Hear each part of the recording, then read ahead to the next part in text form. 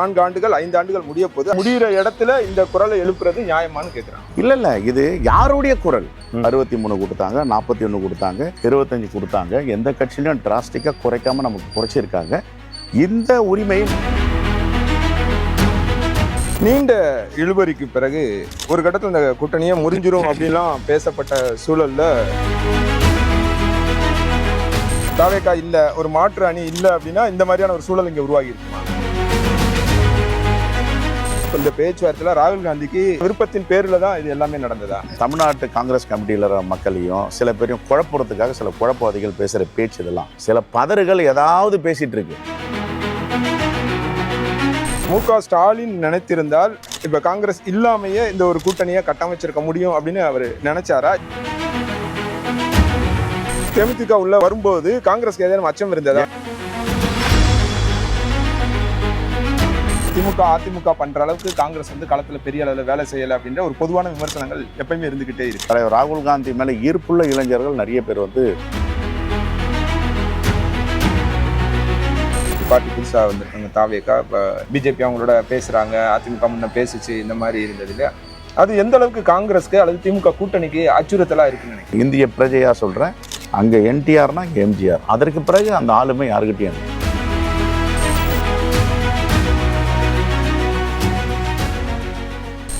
வணக்கம் and welcome to திருடாக்ஸ். இந்த காலை நேரத்துல நடைப்பயிற்சி செய்யற தூரத்துல ஒரு நேர்காணல். நம்மோடு தமிழக காங்கிரஸ் கமிட்டி தலைவர் திரு செல்வ பெருந்தகை இணைந்திருக்கிறார். வணக்கம் சார். வணக்கம். 2026 சட்டப்பேரவை தேர்தலுக்கான களம் சூடு பிடிச்சிருக்கு. களம் எப்படி இருக்கு? யாருக்கு சாதகமா இருக்கு? இதுல சாதகம் பாதகம்னு கிடையாது. தமிழ்நாட்டு நலன், தமிழ்நாட்டு மக்களுடைய வளர்ச்சி, இதை வச்சுதான் தேர்தல். அப்படின்னா தமிழ்நாட்டு மக்களுக்கு எதிராக யார் செயல்படுகிறார்கள், தமிழ்நாட்டு மக்களுடைய உரிமைகளை யார் புதுடெல்லியில் அடகு வைக்கிறார்கள், இது ஒரு அணி. இன்னொரு அணி தொடர்ந்து 5 ஆண்டுகளாக வெற்றிகரமாக 5 ஆண்டுகள் அரசு சாதனை, மாண்புமிகு முதலமைச்சருடைய பணிகள், சமூக நல திட்டங்கள், எல்லோருக்குமான திட்டங்கள். அப்போ எந்த விதத்திலும் தமிழ்நாட்டு உரிமைகளை விட்டு கொடுக்காத ஒரு அரசு, மாண்புமிகு முதலமைச்சர் ஒரு பக்கம், தமிழ்நாட்டு நலன்களை காட்டி கொடுத்து அடகு வைக்கின்ற அல்லது தமிழ்நாட்டு நலன்களை உரிமைகளை பறிக்கின்ற ஒரு அணி. இந்த 2 அணிக்கு இடையில போட்டி. தமிழ்நாட்டு மக்கள் யாரை தேர்ந்தெடுப்பார்கள் என்று உங்கள்கிட்ட விட்டுறேன். அதே நேரத்தில் ஒருபோதும் தமிழ்நாட்டு மக்களுடைய உரிமைகளுக்காக குரல் கொடுக்காதவர்களும் தமிழ்நாட்டு மக்களுடைய உரிமையை பறிப்பவர்களும் எப்படி மக்களிடம் சென்று வாக்கு கேட்க முடியும்? இந்த கேள்வி இருக்கு. அப்போ சமூக நல திட்டங்கள் தொடர்ந்து 5 ஆண்டுகளாக தமிழ்நாடு அரசு செய்திருக்கின்ற சாதனைகள், இதை இப்போ நான் சொன்னா கூட்டணி கட்சி தலைவர் பாராட்டுறாரு அப்படின்னு சொல்லலாம். ஒன்றிய அரசே பாராட்டுது. ஒன்றிய அரசு என்ன சொல்லுது? மோடி தலைமையில் இருக்கிற ஒன்றிய அரசு பெண்கள் பாதுகாப்பாக வாழ்கின்ற நகரங்க பார்த்தீங்கன்னா சென்னை, தமிழ்நாடுன்னு சொல்றாங்க. அதே மாதிரி சிறு குறு தொழில் மற்றும் எல்லா துறைகளிலும் முதன்மை மாநிலமாக முன்னேறி வருகிறதுன்னு சொல்றாங்க. நான் சொல்லலது, பிஜேபி அரசாங்கம் சொல்லுது. அதே நேரத்தில் ஏற்றுமதியில் ஏறக்குறைய இந்தியாவுடைய ஜிடிபி 50 விழுக்காடு தமிழ்நாடுடைய ப்ராடக்டிவ் அண்ட் ப்ரொடக்ஷன் சப்போர்ட் பண்ணுதுன்றாங்க. அப்படின்னா நல்லாட்சி, நல்ல அரசு அப்படின்னு இந்தியாவில் எதை சொல்லலாம்னா தமிழ்நாடு என்பதை ஒன்றிய அரசு, பிஜேபி அரசு அவங்களே ஒப்புதல் வாக்குமூலம் கொடுத்துருக்காங்க. இப்போ எதை சொல்லி இவங்க வாக்கு கேட்க போகிறாங்க? இதுதான் கேள்வி. ஸோ களம் உங்களுக்கு தான் சாதகமாக இருக்குன்றீங்க. தமிழ்நாட்டு மக்களுடைய களம் இது. தமிழ்நாட்டு மக்களால் தேர்ந்தெடுக்கப்பட்ட ஒரு அரசு 5 ஆண்டுகளாக வெற்றிகரமாக இந்தியாவிற்கு வழிகாட்டும் மாநிலமாக தொடர் பணியை செய்து கொண்டிருக்கிறது. ஆகையால் அம்மையார் ஜெயலலிதா சொன்ன மாதிரி என்னுடைய கண்ணுக்கு எட்டிய தூரம் வரை எதிரிகளே இல்லைன்னா சொன்னாங்க. நாங்கள் அப்படிலாம் சொல்ல மாட்டோம். ஆனால் மக்கள் ஒரு அணி பக்கம் இருக்காங்க. அதுதான் திராவிட முன்னேற்ற கழகத்தின் தலைமையில் இருக்கிறது. இந்தியா கூட்டணி வலிமையாக இருக்கிறது. நீண்ட இழுபறிக்கு பிறகு ஒரு கட்டத்தில் இந்த கூட்டணியே முறிஞ்சிரும் அப்படின்லாம் பேசப்பட்ட சூழல்ல திமுக காங்கிரஸ் கூட்டணி திரும்ப உறுதியாயிருக்கு. அதுல உங்களோட பங்களிப்பும் ரொம்ப முக்கியமான ஒன்று. முன்னாள் அமைச்சர் திரு பி. சிதம்பரம் போய் அவர் பேசினார் வச்சாருனாலும் கூட இந்த பிரச்சனை தொடங்கினதுல இருந்து ஆரம்பத்துல இருந்து நீங்க தான் தொடர்ச்சியா திமுகவோட தான் கூட்டணி அப்படின்றத ரொம்ப அழுத்தம் திருத்தமா சொல்லிட்டே வந்தீங்க. அந்த கூட்டணி எப்படி சாத்தியமா? இது ஒரு வெற்றி கூட்டணி. இது எனக்கு என்னை விட என்னோட நாடு பெரியதுன்ற மாதிரி என்னை விட என் தமிழ்நாடு பெரியது. நான் அந்த நலன் அந்த பார்வையில் தான் அந்த கூட்டணி வேண்டும் வேண்டும் வேண்டும். இப்போ தமிழ்நாட்டு நலனுக்கு எதிராக இருப்பவர்கள் எந்த காலகட்டத்திலும் உள்ளே நுழைய வாய்ப்பு கொடுக்கக்கூடாது. அதே நேரத்தில் நாம் செய்கின்ற தவறால் எதிரிகள் தமிழ்நாட்டு மண்ணை அபகரிக்க விடக்கூடாது. தமிழ்நாட்டுடைய கலாச்சாரம், பண்பாடு, இலக்கியம், இலக்கணம் அழிப்பதற்கு ஒரு கும்பல் துடித்து கொண்டு இருக்கிறது. அதற்கு வாய்ப்பு கொடுப்பதற்கு நாங்கள் தயாராக இல்லை. அதை தான் நான் தொடர்ந்து சொல்லி வந்து, இந்த கூட்டணி என்பது இந்த மண்ணை, தமிழ்நாட்டு நலனை, தமிழ்நாட்டு மக்களை பாதுகாக்கின்ற கூட்டணி. இங்க எதிர்கட்சிகள் நிறைய விமர்சனம் பண்ணாங்க. இப்ப அந்த நீங்க சொல்றீங்களே ஒரு கும்பல் வந்து முயற்சி பண்றாங்க அப்படின்னு, தமிழ்நாட்டு நலனுக்கு எதிராக முயற்சி பண்றாங்க அப்படின்னா அவங்க வந்து காங்கிரஸை பயன்படுத்திக்கிட்டாங்களா? காங்கிரஸை பயன்படுத்திக்கல. இப்ப காங்கிரஸ் என்ற கட்சி திராவிட முன்னேற்ற கழகத்துல இருக்க சில லீடர்ஸ் திராவிட முன்னேற்ற கழகத்தோடு கூட்டணியில் இல்லை என்றால், ரெண்டு விஷயம்தான். முதல்ல பாஜகவும் அதிமுகவும் சேர்ந்து வலிமையாக்க வேண்டும் என்று ஒரு கட்சியை கூட்டணிக்கு அழைத்தார்கள். வரல. அங்க வலிமையான கூட்டணி இல்லை. கடை திறந்து வைத்தார், யாரும் வருவதற்கு ஆள் இல்லை. உடனே என்ன பண்றாங்க, வலிமையாக்கணும்னு நினைச்சவங்க எதிரி அணியை, இந்த இந்தியா கூட்டணி, திமுக தலைமையில் இருக்கு இந்தியா கூட்டணி, வலிமை இயப்பதற்கு எப்படி எப்படிலாம் இழக்க வைக்க முடியும், அந்த முயற்சி செஞ்சாங்க. அதுலயும் அவர்கள் வந்து வெற்றி காண முடியல. கடைசியில ஒண்ணு பலமாகணும், இல்லைன்னா எதிரிகளை பலவீனமாக்கணும். அதில் நான் ஃப்ரம் டே ஒன்லேருந்து தெளிவாக இருந்தேன். அவர்களை பலமாக்கவும் விடக்கூடாது, இந்த கூட்டணியை பலவீனமாக்கவும் விடக்கூடாது. அது ஒரு தமிழனா, ஒரு காங்கிரஸ் கட்சியுடைய ஒரு சிப்பாயா சிந்திக்க வேண்டும். அதுலதான் திரு செல்வப்பிரந்தை மட்டும்தான் ரொம்ப கவனமா இருந்தாரே தவிர, மற்ற உங்க கட்சியிலே இருக்க மற்ற சில தலைவர்கள், குறிப்பா இப்ப மாணிக்கம் தாக்கூர் இருக்கட்டும், பிரவீன் சக்கரவர்த்தியா இருக்கட்டும், இவங்க எல்லாமே தொடர்ச்சியா வந்து இந்த கூட்டணி பிரியணும் அப்படின்றது, அல்லது அவங்களுக்கு வந்து ஆட்சியில் பங்கு, அதிகாரத்தில் பங்குன்ற முழக்கத்தை தொடர்ச்சியா முன் வச்சுக்கிட்டே இருந்தாங்க. அது ஒரு பிரிவை ஏற்படுத்துது, இல்ல ஒரு சலசலப்பை ஏற்படுத்துதுன்னு தெரிஞ்சேதான் அதை செஞ்சாங்க. இல்லை, என்னை பொறுத்த வரைக்கும் இதோட தமிழ்நாடு மண், தமிழ்நாடு மக்கள், அவங்க வளர்ச்சி தான். அதுக்கு தானே கட்சியே இருக்கு. தமிழ்நாட்டு மக்களை வாழ்க்கையில் நலம் பெற வைக்க வேண்டும், அவங்களை வளமாக்க வேண்டும், ஏற்றம் வைக்க வேண்டும் ஒரு கட்சி இருக்கு. தமிழ்நாட்டு மக்களை குரல் கொடுக்கறது தான் கட்சி. அப்ப தமிழ்நாடு மக்களை பறிக்க நினைக்கின்ற ஒரு அணிக்கு நாம் எந்த விதத்திலும் சாதகத்தை ஏற்படுத்தி விடக்கூடாது. அதுல நான் தெளிவா இருந்தேன். ஐடியாலஜிக்கலா நான் தெளிவா இருந்தேன். இந்த திமுகவோட கூட்டணி, என்னோட கேள்வி அதுதான். இப்ப நீங்க அல்லது உங்ககிட்ட இருக்க அந்த தெளிவு காங்கிரஸ் கட்சியில இருக்க பிற சில தலைவர்களுக்கு இல்லையா அப்படின்றதான் கேள்வி. ஒவ்வொருத்தருக்கும் ஒரு பார்வை. என்னுடைய பார்வை இது, பிறருடைய பார்வையை பத்தி நான் சொல்றதுக்கு தயாரா இல்லை. அது காலமும் மக்களும் தான் தீர்மானிக்கணும், யாருடைய கருத்து சரி, யாருடைய கருத்து தவறு. எங்க கேள்வியும் விமர்சனமும் வருது அப்படின்னா, அவங்கள பேச விட்டு தலைமை வந்து வேடிக்கை பார்க்குது. அவங்க எந்த தொடர்ச்சியா அவங்க பேசிக்கிட்டே வராங்க. ஆட்சியில பங்கு, அதிகாரத்துல பங்குன்னு கேட்கறதுல எந்த சிக்கலும் கிடையாது, அது அவங்களோட உரிமை அப்படின்னு கூட பார்க்கப்பட்டாலும் கூட, ஒரு கட்டத்துல முதலமைச்சர் சொல்றாரு, முதலமைச்சரே வந்து ஆட்சியில பங்குலாம் இங்க வேலைக்கு ஆகாது அப்படின்ற துணியில அவர் ஒரு பதில சொல்றாருன்னா, அதன் பிறகும் கூட அது வந்து மக்கள் தீர்மானிக்கட்டும் அப்படின்னு ஒரு விமர்சனம், ஒரு கருத்து வருது திரு மாணிக்கம் தாக்கூர்ல இருந்து. இல்ல, இதையும் தலைமை பார்த்துட்டு வேடிக்கை பார்த்துக்கிட்டே இருக்காங்க. இது எப்படி? இது காங்கிரஸ் பேரியக்கத்தை பொறுத்தவரை கருத்துரிமை, எழுத்துரிமை, பேச்சுரிமை எல்லா உரிமையும் பெற்று தந்தது காங்கிரஸ் பேரியக்கம். சில நேரங்கள்ல இப்படிதான் இருக்கும். இப்ப எங்க எம்பி சசி தரூர்னு ஒருத்தர் இருக்காரு, கேரளா திருவனந்தபுரம் எம்பி. அவர் பாத்தீங்கன்னா சில நேரங்கள்ல தெரியாமையும் மோடி ஆதரிச்சு பேசிடுவாரு. அது எங்களுக்கு கட்சியில வந்து ஒரு மிகப்பெரிய சங்கடத்தை ஏற்படுத்த, இந்த மாதிரி ஆட்களுக்கெல்லாம். ஆனா அதுல என்னன்னு பாத்தீங்கன்னா, அவருடைய பேச்சுரிமை பேசிட்டார், அதுக்கப்புறம் அவர் சரியாயிடுறாரு. அப்படிதான் அது அப்படிதான் பார்க்கணுமா கண்டி. காங்கிரஸ் பேரியக்கத்தை பொறுத்தவரை பேக்டோர் பாலிட்டிக்ஸ், கொல்லைப்புற வழியாக அரசியல் செய்வது, கொல்லைப்புற வழியாக தொகுதிகள் கேட்பது, கொல்லைப்புற வழியாக கூட்டணி பேசுவதெல்லாம் எந்த காலத்திலுமே கிடையாது. 140 years ஓல்டு பார்ட்டி, 140 ஆண்டுகால வரலாற்று சிறப்புமிக்க கட்சி இது. இதை இப்படிலாம் செய்ய மாட்டாங்க, நேரடியா சொல்லுவாங்க.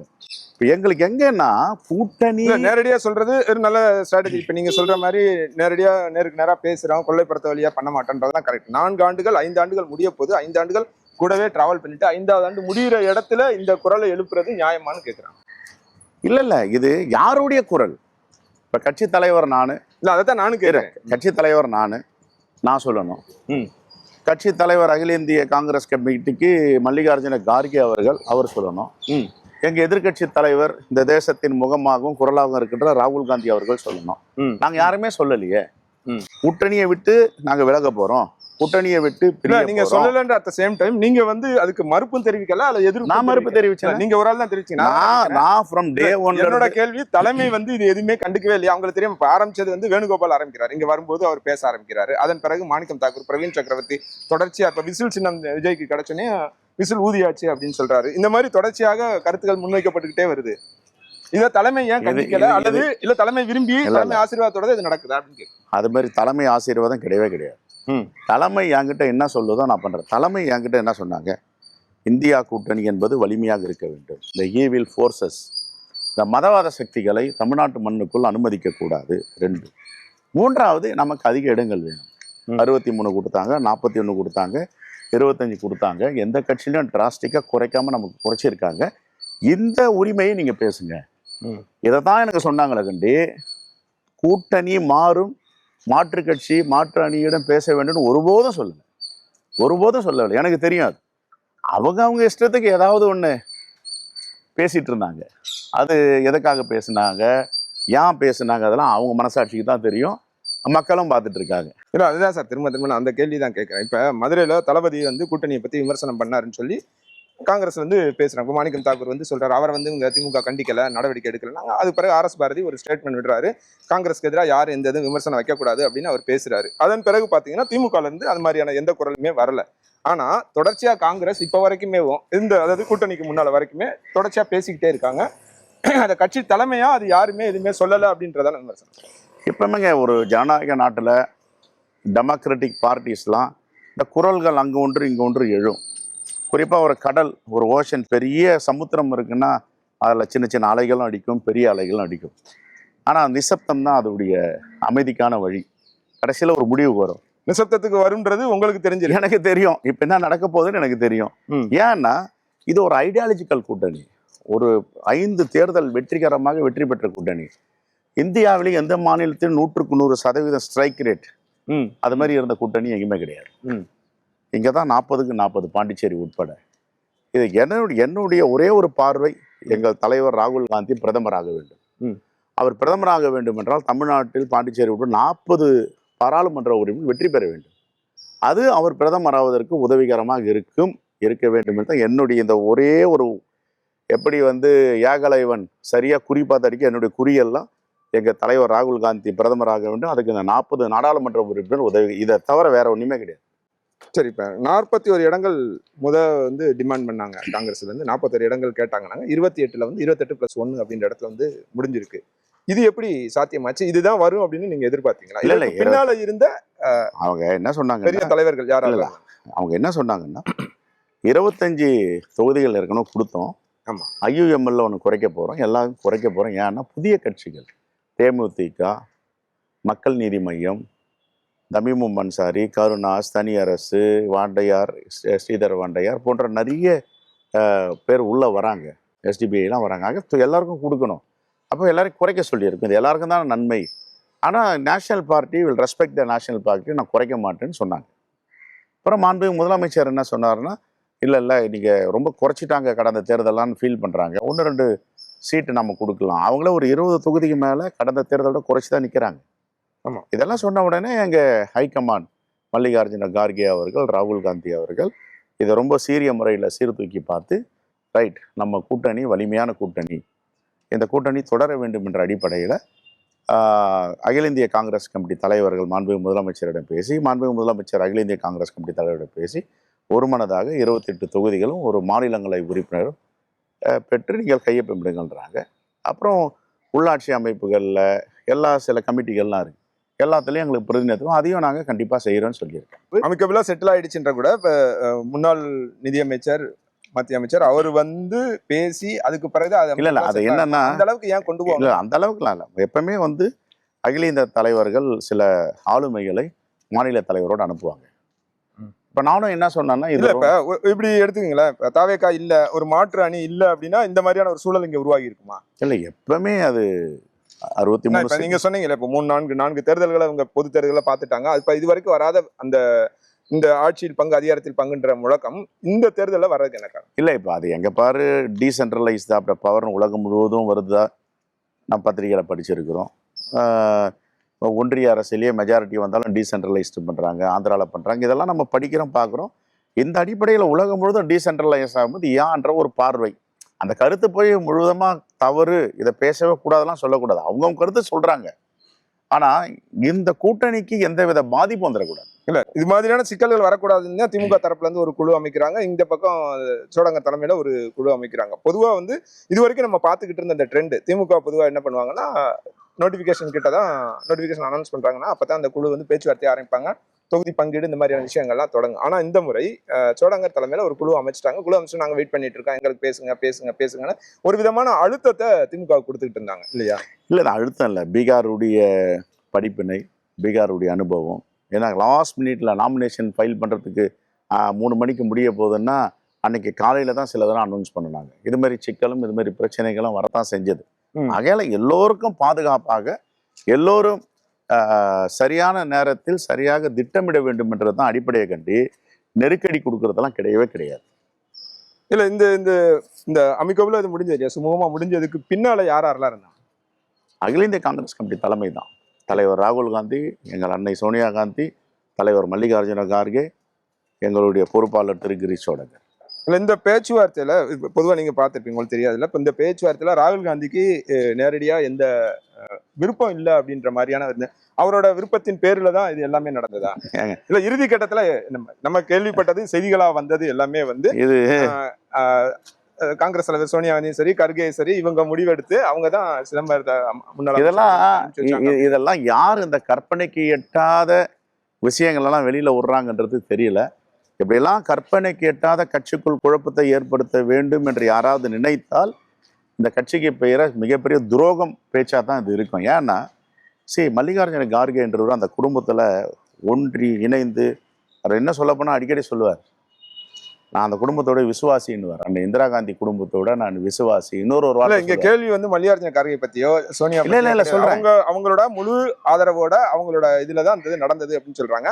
ராகுல் காந்தியோட நிலைப்பாடு இதுல என்னன்றது அதான் சொல்றேன். ராகுல் காந்தியை கேட்காமல், ராகுல் காந்தியுடைய அசைவு இல்லாமல் மல்லிகார்ஜுன கார்கே அவர்கள் ஒரு சின்ன குண்டூசி கூட எடுத்துக்க மாட்டார். ஏன்னா அப்படி பின்னி பிணைந்து அந்த உறவு இருக்கு. நான் பேசும்போதெல்லாம் கண் கலங்குவார். அந்த குடும்பத்தை பற்றி பேசும்போது அந்த இந்திரா காந்தி குடும்பம் கண் கலங்குவார். இவ்வளோ தியாகம் செஞ்சுட்டு உலகத்தில் ஒரு குடும்பம் இருக்கா என்கிட்ட காட்டுங்கன்னுவார். அப்படி இருக்கிற ஒரு தலைவர் வந்து தலைவர் ராகுல் காந்தியுடன் கேட்காமல் அதெல்லாம் செய்வாங்க. இல்ல இப்ப சமீபத்துல இல்ல அந்த அரை வேக்காட்டுத்தனமாக எடுத்தோம் கவுத்தோம் பேசினோம்னு மனசாட்சி இல்லாம பேசுறவங்க இது மாதிரி ஏதாவது கிளப்பிடுவாங்க. எனக்கு தெரியும், இது எல்லோருடைய ஒப்புதலோடு தான் என்னோடு தலைவர் ப. சிதம்பரம் அவர்களை அனுப்பினார்கள். நீங்க பேசுங்க, ஏன் கொடுக்க மாட்டேன்றாங்கன்னு கேளுங்கன்னு கேட்டாங்க. அவரை வந்து என்ன தலைமை சொல்லிச்சு அதை தான் பேசினார். அகில இந்திய தலைமை என்ன வழிகாட்டுதல் கொடுத்து இருங்க 2 பேரும் நாங்கள் தான் பேசணும். அதற்கு பிறகு அடுத்த நாள் 3ஆம் தேதி பேசுகிறோம். 4ஆம் தேதி காலையில் திரு மல்லிகார்ஜுன கார்கே அவரோட தொடர்பு கொண்டு பேசுகிறாங்க. அவர் தொடர்பு கொண்டு பேசுகிறாரு. மேடம் எல்லோரும் கன்சல்ட் பண்ணி எல்லோரும் சேர்ந்து ரைட் நாளைக்கு மறுநாள் 3 மணியோட அந்த ஆலோசனையில ராகுல் இருந்தாரா? எல்லாம் அவங்களை கேட்காம பேச மாட்டாங்க சார். சரி. மல்லிகார்ஜுன கார்கே அவர் தலைவர் ராகுல் காந்தியோடைய கண் அசைவு இல்லாமல் எதையும் செய்ய மாட்டார். பல விஷயங்கள் நான் பார்த்துருக்கேன். அன்னைக்கு 3 மணிக்கு நாமினேஷன் ஃபைல் பண்ணணும். 4ஆம் தேதி அன்னைக்கு முடிவெடுக்கிறாங்க. 4ஆம் தேதி இரவு கையெழுத்து போடுறோம், ஒப்பந்தத்தில் கையெழுத்து போடுறோம். 5ஆம் தேதி 3 மணிக்கு நாமினேஷன் ஃபைல் பண்ணணும். இந்த குருஷியல் பீரியட் 12 மணி நேரம் கூட கிடையாது, 12 மணி நேரம் கூட கிடையாது. அப்போ இதை யார் முடிவு எடுத்திருப்பாங்க? எல்லோரும் சேர்ந்து தான் முட்டாள்தானம்மா அற வேக்காடுங்க, இவருக்கு தெரியாது அவருக்கு ஒரு அகில இந்திய காங்கிரஸ் கமிட்டி போயிட்டு ஒரு டைரக்ஷன் தெரியாதுன்னு சொல்லல, அவர் விருப்பம் இல்லாமல் அல்லது இவங்க முடிவு எடுத்துக்கட்டும் அப்படின்னு ஒதுங்கிட்டாங்க. சரி ரைட். இப்ப நீங்க சொல்ற இடத்துல இன்னும் ஒரு படி மேல போய் சொல்லுங்க. இதெல்லாம் இந்த தமிழ்நாட்டு காங்கிரஸ் கமிட்டியில மக்களையும் சில பேரையும் குழப்பறதுக்காக சில குழப்பவாதிகள் பேசுற பேச்சு, இதெல்லாம் அடாவடித்தனமா பேசுறது, பிறர் மனசு சங்கடப்படாமன்னு பாக்குறது கிடையாது. என்ன வேணாலும் பேசுவாங்க. மனசாட்சி இல்லாதவர்கள் பேசுறேன். இந்த கேள்வி பாக்குற ஆடியன்ஸ்க்கும் சரி காங்கிரஸ் தொண்டர்களுக்கும் சரி ஒரு கிளாரிட்டி வரண்டியா? திமுக நான் சொல்றேன், 2 பேர் சேர்ந்து வேலை பார்க்கணும். தமிழ்நாடு காங்கிரஸ் கமிட்டி தலைவர் நான் சொல்றேன் பாருங்க, ஆனஸ்டா பேசுறேன். தமிழ்நாடு காங்கிரஸ் கமிட்டி தலைவர் மல்லிகார்ஜுன கார்கே அவர்கள், எங்களுடைய தலைவர் ராகுல் காந்தி அவர்கள், அன்னை சோனியா காந்தி அவர்கள் எல்லோரும் அகில இந்திய தலை சேர்ந்து முடிவெடுத்து திராவிட முன்னேற்ற கழகத்தோடு இணைந்து பணியாற்றணும். 26 மற்றும் 29 அந்த அடிப்படையில் இந்த தொகுதி உடன்பாடு ஏற்பட்டது. இதில் எந்த குழப்பமும் இல்லை, எந்த சந்தேகமும் இல்லை. ஒரு மனதாக நாங்கள் ஏற்றுக்கொண்டு செய்கிறோம். ஏன் இந்த கேள்வி வருதுன்னா, இப்போ இந்த பேச்சுவார்த்தைகளுக்கு பிறகு முன்னாள் மத்திய அமைச்சர் திரு சிதம்பரம் செய்தியாளர்களை அதாவது நேர்காணல் கொடுக்குறாரு, 2-3 நேர்காணல். அந்த நேர்காணல் எல்லாமே இந்த கேள்வி திரும்ப திரும்ப வைக்கப்படுகிறது. ராகுல் காந்திக்கு இதுல அவருக்கு விருப்பம் இருந்ததா, இல்ல அவர் நாலேஜுக்கு வந்ததா நடக்குதா அப்படின்னு கேட்கும்போது அவர் சொல்லும் பதில் என்னன்னா, இப்ப நீங்க சொன்னீங்க ஒரு கான்ஃபரன்ஸ் நடந்தது எல்லார் முன்னிலையுமே பேசணும் அப்படின்னு சொன்னா, அவர் சொல்லும்போது நான் ராகுல்கிட்ட பேசல அப்படின்னு சொல்றாரு. இல்ல, அதனாலதான் இந்த கேள்வி திரும்ப தலைவர் ராகுல் காந்தி யாருக்கிட்ட என்கிட்ட மட்டும் பேசி நீங்க போய் கழுது இல்ல இப்ப நீங்க சொன்னீங்களா, இல்ல ஒரு ஆலோசனை நடந்தது, எல்லாரும் முன்னிலையுமே ஆலோசனை நடந்தது, அவங்க ஒரு கூட்டு நடவடிக்கை எல்லோரும் சேர்ந்து முடிவு எடுப்பது தான் எங்க அகில இந்திய காங்கிரஸ் தலைமை. அதுவும் மல்லிகார்ஜுன கார்கே தலைவராக இருக்காருன்னா, அம்மா சோனியா காந்தியும் எங்களுடைய இளம் தலைவர் எதிர்கட்சி தலைவராக இருக்கிற ராகுல் கலக்காம பேசாம எதையுமே செய்ய மாட்டார். நான் உறுதியா சொல்றேன். சில பதறுகள் ஏதாவது பேசிட்டு இருக்கு, அதுக்கெல்லாம் நம்ம பதில் சொல்லிட்டு இருக்க முடியுமா? பதறுகள் தான், நெல்மணிகள் தான். ஆக கட்சிக்குள்ள குழப்பத்தை ஏற்படுத்தணும், ஏதாவது பேசினா பத்திரிக்கை மீடியா அட்டென்ஷன் கிடைக்கும்ன்றது. அவங்க எதை பேசினா மீடியா அட்டென்ஷன் கிடைக்கும்? எதிரும் புதிரமா பேசினா கிடைக்கும். அதனால அவங்களுக்கு என்ன நன்மை? அவங்க மனசாட்சியை சுய பரிசோதனை பண்ணி பார்த்துக்கணும், இது நல்லதா கெட்டதா அப்படின்னு. என்னை பொறுத்தவரை அகில இந்திய தலைமை சரியான முடிவு எடுத்திருக்கிறது. இந்த சரியான காலகட்டத்தில் இந்த முடிவு தமிழ்நாட்டு மக்களால் வரவேற்கப்பட்டது. ஒரு கட்டத்துல பேச்சுவார்த்தை ஒவ்வொரு முறையுமே பேச்சுவார்த்தை முடிஞ்சு வெளியில வந்து சோடங்கர் வந்து செய்தியாளர்கள் சந்திக்கும் போது கூட முரணான கருத்துக்களாவே சொல்லிட்டு இருக்காரு. இப்படியே இந்த கூட்டணி பேச்சுவார்த்தை என்பது தொடர்ந்துகிட்டு இருக்கு. ஒரு கட்டத்துல திமுக இன்னொரு பக்கம் கூட்டணியோட ஸ்ட்ரென்த்தை வலுப்படுத்துறாங்க, தேமுதிகவை உள்ள கொண்டு வராங்க. அது யாரும் எதிர்பார்க்காத ஒரு மூவ், திடீர்னு தேமுதிக கட்சிக்குள்ள கொண்டு வராங்க. முதலமைச்சர் மு.க. ஸ்டாலின் நினைத்திருந்தால் இப்ப காங்கிரஸ் இல்லாமையே இந்த ஒரு கூட்டணியை கட்டமைச்சிருக்க முடியும் அப்படின்னு அவர் நினைச்சாரா, இல்ல அவரோட நிலைப்பாடு இந்த விவகாரத்தை என்னவா இருந்தது? இல்லை, ஒரு அரசியல் கட்சி தலைவருமே வந்து ஒரு வேளை இதை நடக்கலைன்னா அடுத்த கட்டம் என்னன்றதை யோசிக்க தான் செய்வாங்க. அதில் இயற்கை இது. இப்போ எங்கள் கட்சியில் கூட்டணியே இல்லை அப்படின்னா காங்கிரஸ் மாற்று சிந்தனை சிந்திக்கிறது தானே அரசியல் கட்சி. அவர் எப்படி செஞ்சாருன்னா எங்களுக்கு தெரியாது. என்னுடைய பார்வை, அவர் தேமுதிக புதிய கட்சிகளை கொண்டு வந்ததுன்னா ரொம்ப தாராள மனசோடு இதை வந்து இன்னும் இந்த கூட்டணியை விரிவுபடுத்தணும், எல்லோரும் சேர்ந்து ஒற்றுமையாக தமிழ்நாட்டு நலனுக்காக தமிழ்நாட்டு மக்களுக்காக குரல் கொடுக்கணும் அப்படின்னு வலிமைப்படுத்தியிருக்கார். தேமுதிக வந்தது, மக்கள் நீதி மையம் வந்தது, இன்னும் நிறைய கட்சிகள் 10-11 கட்சிகள் சொல்றாங்க வந்ததெல்லாம் இந்த கூட்டணியை வலிமைப்படுத்த வேண்டும், தமிழ்நாட்டு மக்களுக்கு ஒன்று சேர்ந்து குரல் கொடுக்க வேண்டும் அப்படின்னு. ஆனா அவங்களும் கடை திறந்து வச்சிருக்காங்க, யாரும் போக மாட்டாங்கல்ல. அது உண்மைதான். இப்ப நான் கேட்கறது வந்து இப்ப தேமுதிக உள்ள வரும்போது காங்கிரஸ்க்கு ஏதாவது அச்சம் இருந்ததா? இவங்க வர்றதுனால இப்ப இல்ல காங்கிரஸ்க்கு மறைமுகமா ஒரு எச்சரிக்கையா இப்ப இவங்களுக்கு வந்து நீங்க இல்லைன்னா இவங்களை நாங்க உள்ள வச்சுக்கிறோம் அப்படின்ற மாதிரியான ஒரு ஸ்ட்ராட்டஜியா அதை 2 ஆண்டுகளுக்கு முன்பு முத்தமிழறிஞர் கலைஞருடைய பிறந்தநாள் விழா 23 எங்க ஓமந்தூரார் எஸ்டேட்டில் நடந்தது.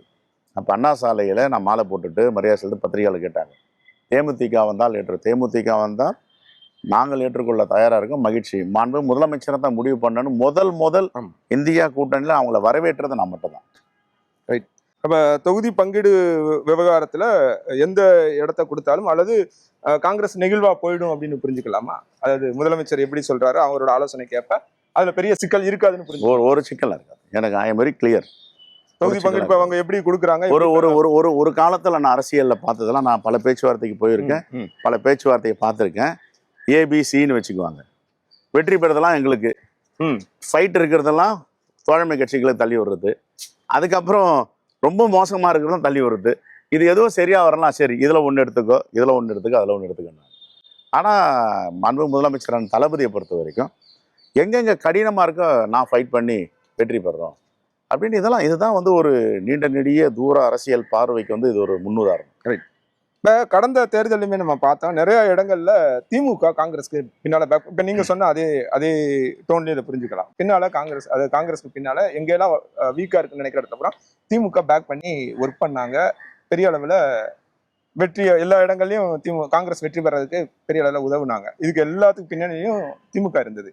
காங்கிரஸோட ரோல் என்ன? இப்ப களத்துல திமுக அதிமுக பண்ற அளவுக்கு காங்கிரஸ் வந்து களத்துல பெரிய அளவுல வேலை செய்யல அப்படின்ற ஒரு பொதுவான விமர்சனங்கள் எப்பயுமே இருந்துகிட்டே இருக்கு.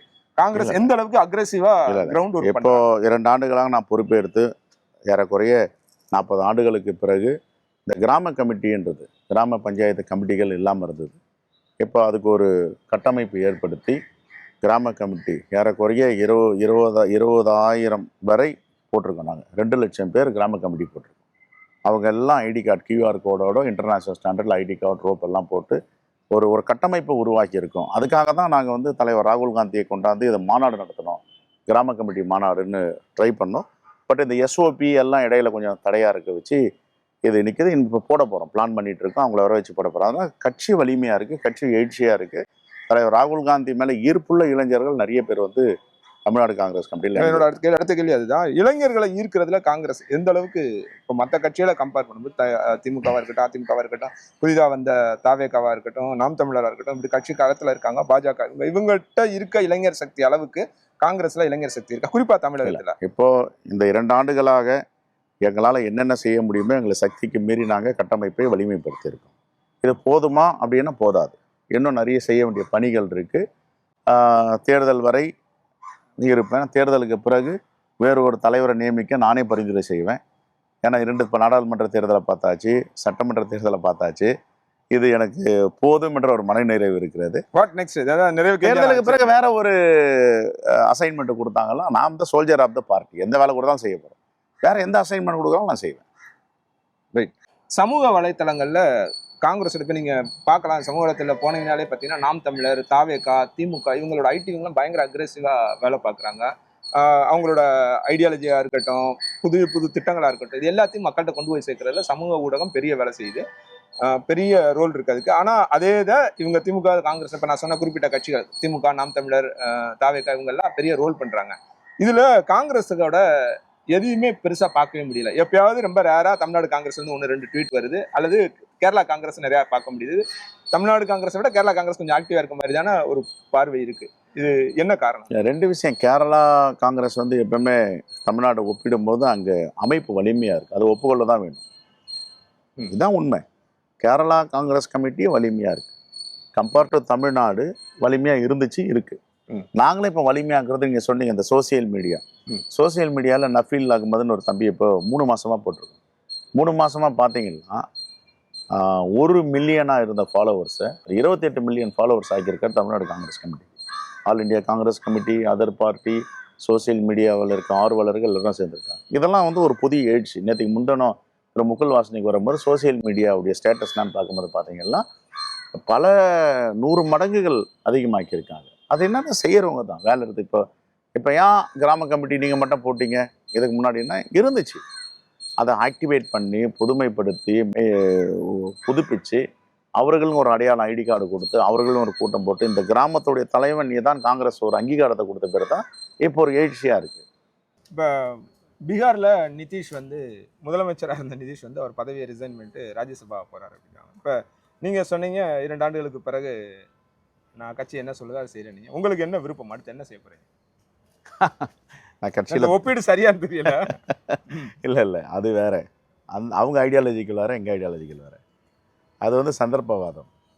இப்போ வந்து இளம் துருக்கியர்கள் ஜெயபிரகாஷ் நாராயணுடைய வழி வந்தவர் அப்படின்னு சொல்கிற நிதிஷ்குமார் பிஜேபி கூட போகலாமா?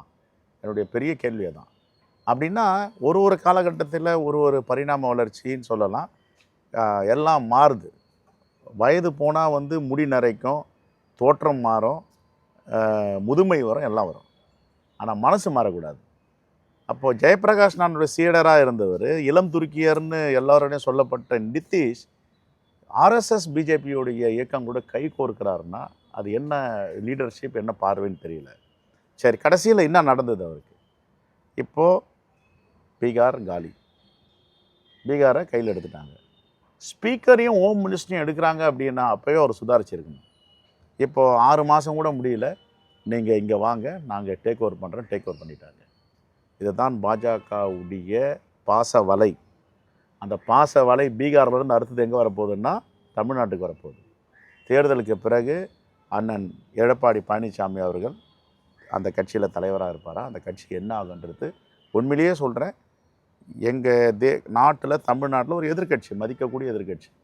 ஆனால் அது என்ன நிலையாக போகுதுன்னா உண்மையிலே வருத்தமாக இருக்குது. இப்போ அவங்க கேட்டால் எங்கள் கட்சியில் ஏன் அவர் பேசுகிறாரு, எங்கள் கட்சியை பற்றி அவர் பரிதாபப்படுறலாம், பேசலாம், அது வேறு. ஆனால் ஒரு தமிழனா, ஒரு தமிழ்நாட்டில் ஒரு எதிர்கட்சிக்கு என்ன நிலைமை ஏற்பட போகுது? எம்ஜிஆரால் தோற்றுவித்த கட்சி, அம்மையார் ஜெயலலிதா அவர்களால் ஒரு ஆளுமையோடு வழிநடத்திய கட்சி என்ன ஆக போகுதுன்றத என்னால் இப்போ விசுவலைஸ் பண்ண முடியும். தேர்தலுக்கு பிறகு அந்த கட்சி என்ன ஆக போகுது? ஆனால் அது ஏன் அப்படி இவங்க இல்ல, அது தெரிஞ்ச எடப்பாடி ரொம்ப கிளியரா சொல்றாரு. நாங்க வந்து தனி பெரும்பான்மை அமைப்போம். நாங்க வந்து தனியா வந்து நாங்க உங்களோட கூட்டணி கூட்டணி ஆட்சின்னு அவர் சொல்லல. என் தலைமையிலான ஆட்சி அமையும் அப்படின்னு தான் அவர் இந்த இந்த எனக்கு தெரிஞ்சு 91 தேர்தலில் என்ன முடிவு வந்ததோ அந்த முடிவு இந்த தேர்தலில் திராவிட முன்னேற்ற கழகத்துக்கு ஆதரவாக வரும். 26 2006 என்ன முடிவு வந்ததோ 4-5 தொகுதிகள் கூட வர முடியல. 96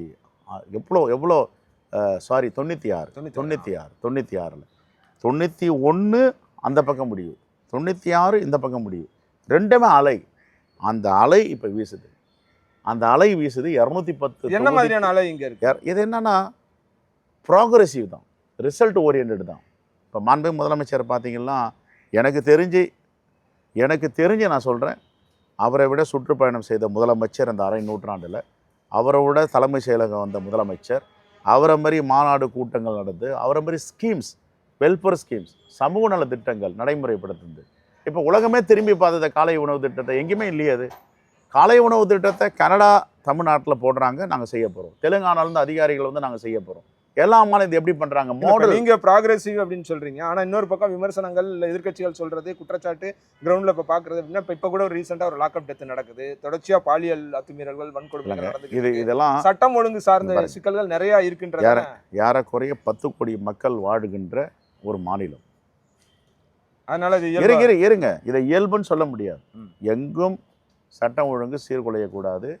லாக்அப் டெத், நான் அதுக்கு எதிரானவர்கள். நான் என்னுடைய சைல்டுஹுட் பாலிடிக்ஸே பார்த்தீங்கன்னா எனக்கு தெரிஞ்சது இந்த லாக்அப் மரணத்தை, காவல் நிலைய மரணம் கடுமையாக எதிர்ப்பேன். பல போராட்டங்கள் கடந்துட்டேன். எப்பவும் நேற்றுக்கு சொன்னேன், கடுமையான நடவடிக்கை எடுக்கணும்ட்டு. ஆகையால் இதெல்லாம் யாரும் வரவேற்க மாட்டாங்க. அதே நேரத்தில் ஒப்பீடு, என்ன ஒப்பீடு? அதிமுக காலத்தில் நடக்கலையா, இங்கே நடக்கதா அப்படின்லாம் நான் சொல்ல மாட்டேன். ஆனால் திறமையாக ஆட்சி பண்ணுறாங்க. இங்கொன்றும் அங்கொன்றும் நடப்பது வேதனை அளிக்கிறது. இதையும் இன்னும் இரும்பு கரம் கொண்டு அடக்க வேண்டும். இல்ல, அரசு ஒரு பக்கம் இரும்பு கரம் கொண்டு அடக்குதுன்றது ஒரு பக்கம் இருக்கட்டும். நம்ம கூட்டணி கட்சியா நீங்க தோழமை கட்சிகள் எத்தனை பேர் அதை வலுவா எதிர்க்கிறீங்க? அந்த நேற்றுக்கு இல்லைன்றத தொடர்ந்து நான் வந்து கடுமையாக கண்டிச்சிருக்கேன். நேற்று கூட ஒரு அறிக்கை கொடுத்துருக்கேன்.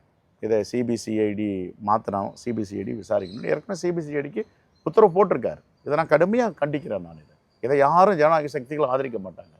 எந்த ஜனநாயக சக்திகளும் ஆதரிக்க முடியாது. இதெல்லாம் நடக்கவே கூடாது. தமிழ்நாட்டில் லாக்அப் டெத் இல்லை என்ற ஒரு நிலையை உருவாக்கணும். எந்த ஸ்டேஷனில் இந்த லாக்அப் டெத் நடக்குதோ ரெஸ்பான்சிபிலிட்டி ஃபிக்ஸ் பண்ணணும். இப்போ பார்த்தீங்கன்னா அது அதிமுக ஆட்சியாகட்டும், திமுக ஆட்சியாகட்டும். இப்போ சிவகங்கையில் ஏற்கனவே நடந்தது. இப்போ கம்பி எண்ணிட்டு இருக்காங்க, உள்ள சிறையில் இருக்காங்க. எல்லா ஸ்டேஷன் ஆஃபீஸரும் இதை வந்து ஒரு பாடமாக கற்பிக்கணும். எங்கே நடந்தாலும் அவங்க தான் ரெஸ்பான்சிபிலிட்டி ஃபிக்ஸ் பண்ணணும். இது ஏதாவது வரம்பு மீறி, சட்டம் மீறி நடந்துச்சுன்னா நம்ம குடும்பம் ரோட்டில் நிற்கும், நம்ம சிறைக்கு போகின்ற மனநிலைக்கு காவல்துறை அதிகாரிகள் வரணும். ரைட். நிறைவாக இப்போ மூன்றாவது ஒரு பார்ட்டி புதுசாக வந்திருக்காங்க, தாவேகா. இப்போ நிறையா செய்திகள்லாம் அடிபடுது. பிஜேபி அவங்களோட பேசுகிறாங்க, அதிமுக முன்ன பேசிச்சு, இந்த மாதிரி இருந்தது இல்லையா? அது எந்த அளவுக்கு காங்கிரஸ்க்கு அல்லது திமுக கூட்டணிக்கு அச்சுறுத்தலாக இருக்குன்னு நினைக்கிறேன்? ஒரு அச்சுறுத்தல் இல்லை. அவர் போனாருன்னா மக்கள் புரிந்து கொள்வார்கள். அவர் அங்கே போனார்னா மக்கள் புரிந்து கொள்வார்கள். இல்லை, பெர்செப்ஷனாகவே இல்லை, நான் பெர்செப்ஷன் தான் கொள்கை எதிரி, ஐடியாலஜிக்கல் எனிமின்ட்டார். எங்களுடைய கொள்கை எதிரின்னு சொல்லும்போது அந்த கொள்கை எதிரி கூட போயிட்டு சேர்ந்தா என்ன விபரீதம் நடக்கும்ன்றதை என்னால் விஷுவலைஸ் பண்ண முடியும். நேற்றைய வரைக்கும் கொள்கை எதிரின்னுட்டு இன்னைக்கு போயிட்டு கொள்கை எதிரி கூட கை கோர்க்கணும்னா மக்கள் எப்படி பார்ப்பாங்க? மக்கள் எப்படி பார்ப்பாங்க சொல்லுங்கள்? அந்த ஈரம் கூட காஞ்சிருக்காது கொள்கை எதிரின்னு சொல்லி. அப்போது விபரீதம் ஏற்படும். அதனால் அந்த ஒரு மோசமான நிலையை ஒரு டெமோக்ராட்டிக் பார்ட்டியிலேருந்து ஒரு நபராக சொல்கிறேன். அதுமாரி என்ன, எந்த கட்சியும் அதுமாரி ஒரு முடிவு எடுக்கிறாங்கன்னா அது மிகப்பெரிய தற்கொலைக்கு சமம் தான். ஆனஸ்ட்டாக சொல்லணும்னா அது அவர்களோட முடிவு, நாம் ஒன்றும் பண்ண முடியாது. யார் எங்கே இருக்கணும்னு அந்தந்த கட்சியும் அந்தந்த கட்சி தலைமை எடுக்கிற முடிவு. என்ன நடக்கும்னு ஒரு சாதாரண மனுஷனை பார்த்தீங்கன்னா விபரீதம் நடக்கும். யாருக்கும் நல்லது. பெர்செப்ஷனாக அவருக்கு 15% 20% இருக்கும், 30% இருக்கும்னு ஒவ்வொருத்தவங்க ஒவ்வொரு நம்பர் சொல்கிறாங்க. இது எதுவுமே ப்ரூவன் கிடையாது. இப்படியான சூழலில் திமுகவோட கூட்டணிக்கு அவர் எந்த அளவுக்கு எச்சரித்தலாக இருப்பார்? அவர் யாருடைய வாக்குகள்லாம் பிரிப்பாருன்னு நீங்கள் நினைக்கிறீங்க? இல்லை, இது அன்னோன் ஏஞ்சல்னு ஆங்கிலத்தில் சொல்லுவாங்க. இது என்ன நடக்க போகுதுன்னு யாருக்குமே தெரியாது. இப்போ ஆந்திரா அப்படின்னா என்டி ராமராவ். என்டி ராமராவ் வந்து அவரை இறைவனாக பார்த்தாங்க மக்கள். குழந்தைகள், நடுத்தர வயது, முதியவர்கள் எல்லோரும் என்டி ராமராவ் வந்து இஸ் அ லீடர் அப்படின்னு பார்த்தாங்க. அதுக்கப்புறம் அந்த சிரஞ்சீவி அப்படி பார்க்கல. வந்தார், நல்ல சதவீதம் வாக்கு வாங்கினார். கூட்டணி அமைச்சார், எல்லாம் பண்ணார். 20 லட்சம் பேர் கலந்துட்டாங்க. அவருடைய வரலாறு காணாத கூட்டம் ஆந்திராவில் அப்படின்னு சொல்லுவாங்க. ஆனால் கட்சியை நடத்த முடியாமல் காங்கிரஸில் நினச்சிட்டார். அதுக்கப்புறம் பவன் கல்யாண் ஒரு கேரக்டர் வராரு, அவர் சினி ஃபீல்டுலேருந்து வராரு. கடைசியில் கூட்டணி வச்சுட்டு அந்த கட்சியை அடுத்தது இருக்குமா இல்லையான்னு தெரியாது. அதே மாதிரி தமிழ்நாட்டில் எம்ஜிஆர்னு ஒரு ஆளுமை இருந்தார். எம்ஜிஆர் வெற்றி பெற்றார். எம்ஜிஆருக்கு பிறகு அண்ணன் விஜயகாந்த் ஆரம்பித்தார். அந்த அளவுக்கு வெற்றி பெற்றாருன்னு வெற்றி பெற முடியவில்லை. அதுக்கு நிறைய காரணங்கள் உண்டு. அவருடைய உடல்நிலை, அவர் உண்மையிலேயே உயிரோடு இருந்திருந்தால், இன்னும் திடகாத்திரமாக இருந்திருந்தாருன்னா சாதிச்சிருப்பாரான்றது மக்கள் தான் முடிவு பண்ணியிருப்பாங்க. அதுக்கு பிறகு அண்ணன் கமலஹாசன் உலக நாயகன் வந்தார். இப்படி பார்த்தீங்கன்னா அந்த ஆளுமை மாதிரி வர முடியுமா அப்படின்னா அது வாய்ப்பே இல்லை. இது யதார்த்தமாக ஒரு இந்திய பிரஜையாக சொல்கிறேன். அங்கே என்டிஆர்னா இங்கே எம்ஜிஆர். அதற்கு பிறகு அந்த ஆளுமை யாருக்கிட்டையும் இல்லை. ஒரு சாரார் ஏற்றுக்குவாங்க, ஒரு சாரார் ஏற்றுக்க மாட்டாங்க. மிக்க நன்றி சார். நன்றி.